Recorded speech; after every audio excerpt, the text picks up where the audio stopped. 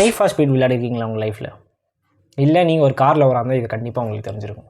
Alfa Romeo அப்படின்னு சொல்லிட்டு ஒரு பயங்கரமான லக்ஸூரியஸ் கார் இருக்குது. இந்த கார் கம்பெனியில் என்சோ ஃபெராரி அப்படின்னு சொல்கிறவர் வந்து ஒர்க் பண்ணிகிட்ருக்கார். அப்போ அவர் ஒரு ஐடியா கொடுக்குறாரு, அதை வந்து அந்த கம்பெனி ரிஜெக்ட் பண்ணுறாங்க. கம்பெனிலேருந்தே அவரை ரிஜெக்டும் பண்ணுறாங்க.